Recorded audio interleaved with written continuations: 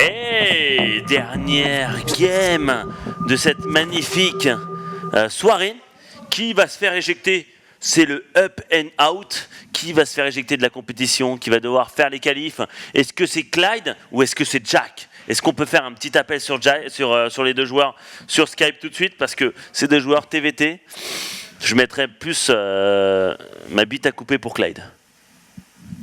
Ouais, de manière générale, déjà, ne jamais parier contre moment. Première règle. Putain, je voudrais avoir une bite cassée ici, là, genre coupée en deux, genre pour les viewers. Ouais, mais ça te laisserait 30 cm, donc ça irait. Mais du coup, plus sérieusement, non, je suis relativement d'accord. Je pense que Clyde, je suis allé lurk un peu voir ce qu'il faisait un peu en gemme. Et du coup, ça avait l'air solide. C'est qui là? C'est Clyde? Ouais, c'est Clyde. Ok. Bah alors Clyde, tu t'es fait rouler dessus? Non, pas tellement rouler dessus, soyons honnêtes, c'était chaud. Je suis vraiment déçu. Ouais, déçu. Allô. Ah, salut Jack. Donc on a les deux joueurs qui se sont fait rouler dessus, d'accord? Qui ont perdu. Qui ont perdu, voilà, pas roulé dessus. Le lampadaire, là c'est lui, il s'est vraiment roulé dessus. Alors que Clyde c'était plus serré, voilà, très bien joué de la part d'études. Alors, bon, trêve de bavardage, vous êtes là, c'est pas parce que vous êtes mauvais, c'est que vous êtes très bon joueur. Vous avez réussi à vous qualifier, à arriver ici. Maintenant, le souci c'est qu'il y a toujours un perdant. Donc, Clyde, qu'est-ce que tu en penses de ce match? Est-ce que tu as déjà joué contre Jack? Non, je l'ai jamais joué. J'ai vu un stream qui m'a juste vu jouer contre Protoss. J'ai vu qu'il faisait des buts un peu bizarres. On va voir, je sais pas franchement. Bah, il a peur, on voit que tu hésites là. T'as peur de la... Ce genre de joueurs, ils me font peur parce que tu sais pas à quoi t'attendre. Oh, Jack, t'es là ou pas? Évidemment que je suis là. Est-ce que t'es content là? Est-ce que le lampadaire est content d'entendre un mec qui a peur du mec qui te connaît pas, hein? Ah, je me sens un tout petit peu flatté, mais bon, il a peur un peu pour rien, parce que moi c'est contre Zerg et Protoss que j'invente des trucs de dingue quoi. Ah, y a rien contre Terran ou là tu bluffes? Ouais. Hein? Tu bluffes, Marc. Oh, c'est même pas un bluff, aujourd'hui je suis en mode honnête, tu vois. Ok, d'accord. Il va être D'un honnête. autre côté, mon TVT c'est mon pire match-up. Donc, Ouais, genre, attends, Allez, c'est regarder tes stats sur non, je vais te Ladder, donner la game. Non, c'est moi. C'est toi qui va gagner. Non, c'est toi. On vous rappelle que le but c'est quand même de gagner Ouais, à la les fin. gars, ouais, parce que là, oubliez pas que celui qui perd doit repasser les qualifs. Bon, après, vous avez les possibilités de gagner l'une des deux places dans les qualifs. Donc, bon, après, c'est plus de matchs. Donc, essayez de gagner quand même, non? Parce que c'est un BO1. c'est le but. Ouais. Ah non, mais je fais tout le temps de mon mieux, j'essaye toujours de gagner, mais voilà, les probabilités sont là, les statistiques ne sont pas en ma faveur. Et si je perds, eh ben, je souhaite à Clyde d'aller le plus loin possible. Je lui ai déjà dit tout à l'heure à l'écrit là. Ah, c'est mignon. Qu'il gagne la prochaine saison. D'après Jack, si je gagne Jack, maintenant, je gagnerai la prochaine saison de... Ah ouais. C'est ça. C'est beau. Peut-être. Mais attends, mais c'est peut-être parce qu'après Jack il va faire les qualifs et il va devoir te rencontrer peut-être. Je sais pas, je les ferai peut-être pas, ça dépend, on verra. Quoi? C'est peut-être ma dernière game aux Underdogs. Oh là là, appelez vos amis, c'est peut-être la dernière game du lampadaire. Soyez là parce qu'il va nous éclairer et faire peur à Clyde. Après, je reviendrai sûrement un jour, tu vois, sur Legacy of the Void ou on sait pas. Vous avez déjà joué, t'as déjà joué sur Legacy of the Void, Jack? Un peu, mais c'est un peu chiant, il y a des lags et tout, et c'est pas très balance. C'est pas super intéressant pour l'instant. Ouais, pour l'instant, c'est vrai qu'il t'attend le nouvelle unité pour toi, pour le Terran. Ok, bah tout simplement, Jack et Clyde, je vous remercie pour cette interview honnête. Et je vous souhaite tout simplement bonne chance, que le moins nul gagne, parce que ce que j'entends de cette interview, c'est plutôt ça. Mais non, mais bonne chance les gars, et que le meilleur gagne. Ouais, bonne chance. Merci, salut. Allez, ciao. Allez, salut. Bah Clyde, Jack Clyde, très honnête. Jack qui lui a dit c'est peut-être sa dernière game. Clyde qui a peur de l'inconnu et on peut comprendre en TVT. Tu peux te faire surprendre, c'est une BO1, c'est une map, une seule map. Tout va se jouer là-dessus. Un mec qui perd, il se fait éjecter. Alors que celui qui gagne, bah il lui dit ça au perdant, donc c'est ça qui est important et on va voir qui va gagner. Donc non mais je trouve que quand même ces deux joueurs intéressants et honnêtes et voilà quoi, genre il dit voilà Clyde qui a peur qui ne connaît pas, Jack qui dit que Clyde est meilleur, ça se donne la balle, ils ont rien vraiment les mecs qui prennent le jeu comme une passion. Voilà, là on est au niveau où c'est vraiment un hobby et du coup t'es réaliste sur ton niveau, tu sais que à quel point t'es bon et aussi à quel point t'es mauvais, tout simplement, parce que la réalité, c'est que quand t'es top 50 GM, tu restes à des années-lumière d'un Marine Lord ou encore plus loin d'un Maru, par exemple. Tu mesures encore mieux la marge qui te sépare tout simplement du top niveau, plus tu montes, plus t'es là et tu fais. Mais en fait, ils sont vraiment beaucoup trop forts au-dessus. Mais ils sont quand même très forts parce que n'oublions pas qu'ils ont des études, ils ont peut-être un travail et tout ça en étant quand même, Clyde il est quand même top 20 GM. Pour être top 20 GM, c'est quand même extraordinaire. Et Jack qui quand même monte comme bon niveau, donc voilà. C'est pas nécessaire de jouer à 2000% et à tout quitter pour être GM, quoi. Ça, c'est ce que tu montres, le bon niveau que tu peux atteindre sur un hobby, et du coup ça te permet de jouer une game qui compte beaucoup, un BO1 underdog sur station de recherche. C'est parti, on est une game pour cette dernière map de cette soirée, Jack contre Clyde, et tout simplement en bas, le top 20 GM, c'est le Terran rouge Clyde. Ou Clyde pour les francophones. Et face à lui, un régulier de la Ligue GM également pour la team Romandy Gaming, il s'agit de Jack. Le lampadaire fou. Je pense pas qu'il y ait une lampadaire sur... Ah, pourquoi tu dis... Attends, j'ai raté quoi? Alors, ah oui, d'accord. En fait, Clyde dit good luck HF Jakku. Et Clyde dit OMG BM parce qu'il a pas répondu. Et il dit non, you BM, GL HF is BM. Ah merde. Ah merde. Alors, au niveau des openings, ça se ressemble à 4 de gaz près, c'est-à-dire qu'on devrait partir sur des faucheurs des deux côtés. Et Reaper contre Reaper, c'est le truc qui peut snowball tellement vite de façon tellement stupide. Si tu prends l'avantage, tu tues le premier Reaper, l'autre en a pas envoyé un deuxième, juste tu vas prendre un avantage monstrueux, donc faut à la fois reconnaître ce qui se passe, ne pas faire le réacteur tout de suite, et en plus bien micro du coup. Bah là honnêtement il a raison de toute façon Jack de partir sur web, une petite pub allez pour Romandy Gaming. Jack bien joué, bon petit coup, .sh en plus et c'est gouré donc c'est romandygaming.ch en fait peut-être, il sait pas, peut-être que c'est .net, peut-être c'est comme au gaming c'est .tv, il ne sait pas, il est perdu dans ses pensées, donc là il va se faire juste réprimander après cette game. Il va se faire frapper par son manager. T'as vu la pub que t'as fait? Tu t'es couré? C'était .net en fait. Et alors là, qui est le premier? Oh là là, ça. Attention le rendez-vous. Oh, il y en a un qui est Axel Naga, et là t'as vision. Ah, il aurait pu se mettre derrière. Ouais. Ils ont plus peur. Les deux joueurs qui sont pas gamblers, tu vois. Genre t'as les deux joueurs qui disent je sais pas qui a tapé en premier, je recule.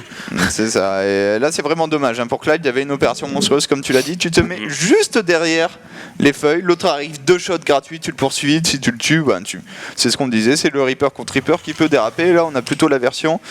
Je reste chez moi. Je ne sors pas. Ne viens pas m'attaquer s'il te plaît. C'est exactement les mêmes BO. Hein. Je sais pas si vous avez vu. À peu près, c'est exactement les mêmes BO, regarde-moi ça. 22 sur 27, 18 SCV, 3 Marines, à peu près la même thune, et regarde-moi le développement pareil, hein. T'as vu, c'est exactement la même chose, ça joue à 1 millième de seconde, même 2, on va dire 1 seconde, allez, et ils font carrément le même BO. Donc là, honnêtement, si ça continue comme ça, c'est le meilleur qui gagne. C'est pas genre la chance ou autre, c'est les mêmes BO, c'est miroir, Terran contre Terran, même BO contre même BO, et là c'est les decision making qui vont se jouer là-dessus. Notamment sur le choix, je pense on va voir si on pose un deuxième gaz, mais souvent t'enchaînes sur un Medivac avec ton Starport, et c'est quelles unités je mets dans mon Medivac qui font la différence. Et tu sais qu'est-ce qu'on peut voir? C'est les drops qui vont peut-être se recontrer et ça va se jouer sur attaque-défense en même temps. Genre, tu vas dropper chez ton adversaire, mais tu te fais dropper en même temps. Donc, tu vas devoir décider qu'est-ce que tu vas faire. Et là, c'est là où limite, c'est le mec qui a le plus de couilles qui va gagner. Parce que des moments comme ça, tu peux faire un mauvais decision making à 1 seconde près en disant putain, est-ce que j'y vais, est-ce que j'attaque, je recule. Par exemple, là, t'as Clyde qui a donné son Reaper pour avoir l'information. Et il sait ce qui se passe. Il a pris une énorme info. En fait, il a vu que la factory n'est pas sur le réacteur, du coup tu es en train de produire soit des lions 1 par 1, soit des mines. Clyde, lui, a posé sa factory sur son réacteur. La factory avec le réacteur, c'est le bâtiment qui te permet de dépenser le plus vite ta thune en termes de minerais en Terran. C'est 200 de minerais toutes les 25 secondes, je crois, pour faire un hélion. Du coup, ça va très très vite et tu te fais une armée légèrement meilleure avec ce type d'opening, d'autant plus quand tu as vu ce qui se passait. Voilà, et là, Jack qui a l'information un petit peu plus tard, mais il sait aussi ce qui se passe. Sauf que tu vois, l'info de Clyde, j'aime pas trop son bunker en fait. Son bunker positionné ici. Enfin, je sais pas pour toi, mais tu sais qu'il y a un drop qui va arriver. Donc pourquoi mettre un bunker ici? Ouais, bonne question. Le bunker, on l'aurait plus vu chez Jack pour le coup. Ouais. Pour contrer une tentative de run by Elion. Maintenant, on a Jack qui a joué hyper défensif. Il a fait un Viking en première unité sur son starport. Là où Clyde a payé ce petit Medivac avec 4 Elions, ça va être la première agression. Il faut maintenant trouver l'angle d'approche. T'as juste besoin de débarquer les 4 Elions. Maintenant, il faut éviter la mine, ne pas trop prendre de coups par les 4 marines, éviter le Viking. Ça commence à être un parcours d'obstacles assez compliqué. Ouais, regarde-moi Jack quand même qui est là, qui est présent, son Viking qui va le voir. Il va le voir de peu. C'est fait, c'est vu. Voilà, il va devoir reculer, il sait qu'il ne doit pas arriver. Alors. Et voilà, la différence entre Jack et Clyde, c'est que Clyde a été agressif, Jack a été défensif. Donc Jack, il attend, il a fait deux. Oula, la mine. Ouh, 1 millimètre près. Pardon. C'est pas passé. Ouais, surtout que c'est une mine qui n'aurait pas suffi, je crois, si je me souviens bien. C'est Si, je crois, non 125, si, ça aurait suffi, du coup, pile poil. 124 PV, ça aurait vraiment été énorme cette mine. Hein. Ça Alors, aurait fait tellement la différence. on part bio des deux côtés. Et il y en a un qui était un peu plus agressif, l'autre est plus défensif. Il a fait 2 Vikings pour tout simplement le drop qui va arriver. Et pour le coup, là, on a ces Elions dont l'utilité va rapidement décroître dans le game. Tout simplement que quand tu pars bio, tes Elions, ils vont pas voir la flamme bleue, ils vont pas voir 15 copains pour cramer des marines, et que plus tu accumules des marines, des upgrades, des tanks, etc., plus les Elions vont devenir inutiles, tout simplement. Donc cet investissement, il n'a pas du tout payé pour l'instant pour Clyde. Non, pas du tout, mais bon, je pense qu'après, plus tard dans la game, il peut faire quelque chose avec ce Medivac. Hein. Il y a un moment où Jack va devoir sortir et erreur d'inattention. 4 Elions, on a pu voir ça plusieurs fois. Hein. Dans ta ligne de mine, ouais. Alors là, il y a la première grosse divergence en termes de stratégie entre les deux joueurs. On est parti sur 5 casernes très rapidement. 5 casernes sur 2 bases qui produit beaucoup d'unités pour Jack. Là où il y a un 3ème CC après seulement 3 casernes, donc Clyde qui va être contraint de défendre. Il aura moins d'unités, il a l'avantage économique, il va avoir tout simplement plus de ressources, mais avec son nombre plus faible d'unités, il faut arriver à défendre ses 2 puis 3 bases. Là, Jack, il est parti sur un all-in. Hein. Là, Jack, il attend un timing avec ses tanks et Medivac. Et sur cette map-là, c'est pas mal du tout. Pourquoi ? Parce que tu vas arriver directement devant la B3, tu vas empêcher tout simplement Clyde de prendre B3, et c'est surtout les positions des tanks peuvent toucher les bâtiments. Et qu'au moment où il va toucher les bâtiments, il va devoir soulever. Et déjà que Clyde a des baraques en moins, s'il soulève ses baraques, il produira beaucoup moins. Oh là là. Alors, c'est dommage là, presque de claquer un scan. Je pense avec ces lions, il y avait moyen, juste en tapant ces lions. Maintenant, ça a été fait, au moins la mine est enlevée, c'est le principal. Il y a les lions actifs sur la map. 3 lions, ça suffit pas contre Terran, c'est le nombre magique. Contre Zergo Proto, si on faut 4. Ah là là, et je vous le dis, hein, si Clyde ne voit pas ça arriver, ça peut faire mal. Hein. Ah, je sais pas s'il a vu le tank, putain, j'ai pas pu le voir. Mais il doit s'en douter, de toute façon, quand tu vois autant de marines. Il y a encore des marines cachées, hein, donc. Il y a une mine là. Ouais, et là, il y a une énorme sortie. Ouais. Voilà, c'est parti. Et là, Jack qui décide d'attaquer, on voit qu'il n'y a pas de 3ème CC, c'est-à-dire que là, il veut vraiment attaquer et finir la game au point, au timing du 1-1, du steam, plus du 1 d'attaque. Et là, il aura beaucoup plus d'unités et il va falloir gérer pour Clyde, parce que Clyde ne se positionne pas si bien que ça avec son tank. C'est ça, Clyde là, c'est pas la position de ouf. Par contre, il y a ce double drop qui va être totalement incontesté et qui va quasiment, j'ai envie de dire, forcer l'all-in. Pour le coup, c'est sûr. Il y a tellement rien pour contrer 16 marines stimées ici. Que maintenant, qu'est-ce que tu fais? Est-ce que tu fais demi-tour ou tu t'arrives et tu tentes de attention, monter? il va tuer l'Engery Bay. Il aura pas plus 1. Il aura pas le plus 1. Plus 1 qui s'est pas terminé. Oh, je peux t'assurer que les marines sans le plus 1 contre marines plus 1. Et en plus le CC qui va tomber. Donc le scan en moins. Que va-t-il décider? Et là, Clyde va devoir, honnêtement, si j'étais à la place de Clyde, il se dépêche de faire des tanks, de se positionner bien et de faire des bunkers et limite de pouvoir. Il faut qu'il cède là. Il faut, parce que là, il y a beaucoup de tanks en face. Donation de Viking. Voilà, tu vois la position stratégique, comme j'ai dit la game d'avant. Attention, le steam ultra risqué. On va focus un premier tank, c'est pas mal. Là, le tank qui a porté 2 autres, du coup, qui va se faire laminer ultra rapidement. C'est toujours pas contesté hein, dans la main, dans la B2 de Jack. Non plus le double drop. Ce tank, qu'est-ce qui va tomber? Il est tellement important. Ce tank, il tombe. On a des sièges ici. Et attention, il y a le bunker quand même qui fait la différence ici. On va essayer de monter. Ouais, mais le tank, voilà, il va attendre. Le truc, c'est que là, ce qu'il doit faire, c'est partir. Clyde qui fait une erreur sur sa B3, sur l'île. Ouf, il va attaquer quand même, mais c'est dommage, il perd ses Medivac, il se heal pas. Et attention, là, est-ce que c'est en train de passer pour Jack? 47 d'amis supply à 31. Ici, on a donné quasiment tous les marines qui ne sont pas remontés dans les Medivac. On continue à Elevator, là, il y a un Viking même BC qui est là. Le tank, est-ce qu'il arrive à faire régner la police? Pas tant que ça, on tape très peu avec ce tank. On a fini son combat de shield. Ah là, ça va être super chaud. Hein. Là, honnêtement, il peut le faire, il peut se défendre, il arrive à défendre. Il va dropper sur les tanks. Non, il n'y va pas. Ouais. Il a quand même peur. Il va pas, il sait pas. Oh, la mine qui fait du dégât. Il se met sur les tanks, il vise les tanks. Mais là, je suis pas sûr que c'est une très bonne idée. Où sont les marines? Attention, il y a tous les marines qui arrivent en plus. Et il va se débarrasser des tanks, il va se débarrasser de la position. Il a perdu un medivac rempli, je crois, non? À cause de la mine. Il y a moyen que cette mine ait fait du friendly fire. Je crois qu'il a détruit peut-être un medivac qui était rempli. Je suis pas sûr parce qu'il y avait quand même pas mal de marines. Et là, il a réussi à défendre. Il est sur 2 bases, 3 CC, plus 2 SCV.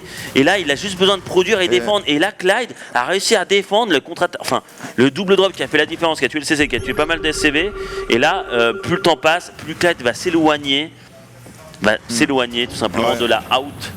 Et en fait, c'est Jack qui se rapproche de la porte de sortie. Là, Jack, il est complètement dans la mélasse. Hein. Son nouveau deuxième CC, il est tellement indéfini. Jack est bientôt 0-0 contre 1.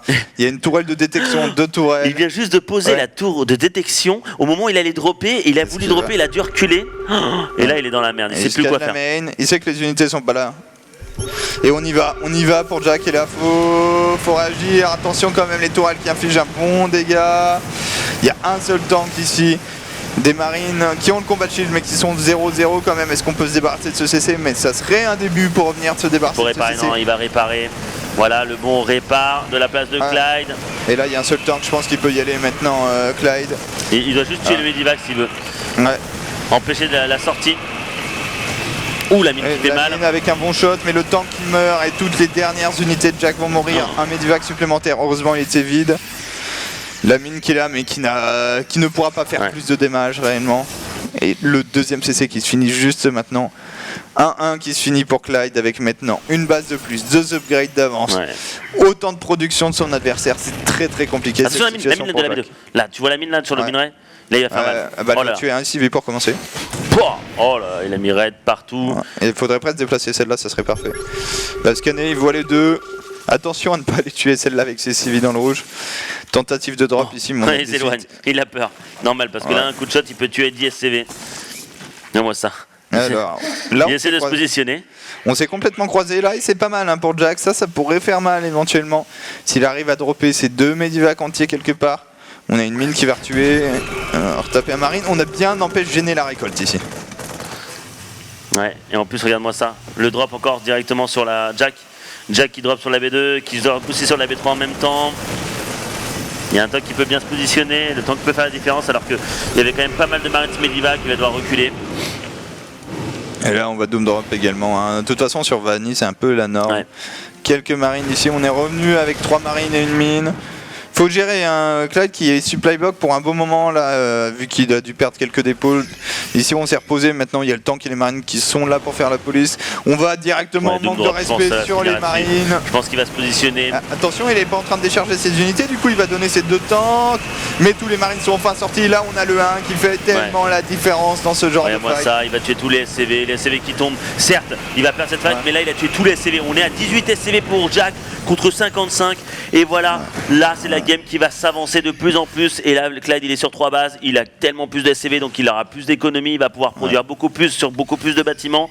Et voilà, c'est ça l'histoire de la vie d'un mec pauvre contre un mec riche. Il va pouvoir tout simplement lui marcher sur la tête, appeler tellement de tireurs d'élite. Allez, tu m'entends? Jack, oui, c'est le mec en bleu.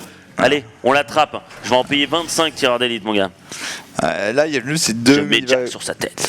Jack qui va tenter une contre-attaque, probablement une ultime contre-attaque. On a un bon train de BO, par contre je crois qu'on n'a pas de medivac, ces 2 medivacs ici, il faudrait qu'il trouve un angle d'approche, par exemple directement dans la main.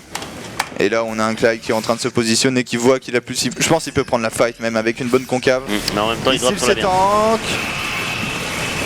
Là il va perdre la fight, mais il y a un drop, il y a quand même un double drop sur la B en même temps. C'était juste on va dire... C'est tourné d'honneur. Ouais, c'est ça le problème, c'est que c'est juste un double drop, comme tu le dis, c'est pas suffisant un double drop. S'il y avait 3, 4, 5 medivac, on pourrait commencer à discuter d'une éventuelle possibilité de faire un trade base, mais là on a des grosses dizaines, on a 10 marines pile poil, sans upgrade, contre plus de marines tout simplement pour Jack, plus d'upgrade pour Clyde pardon, et du coup Jack est obligé de faire demi-tour, qui va même perdre ce medivac sur la tourelle. Et ouais, Nouveau hyper, scan. ouais, de toute façon là c'est fini, nous sommes à 152 pop contre 52 pop, on a 100 pop de plus, il va pouvoir attaquer, limite faire un clic et gagner la game, et c'est GG.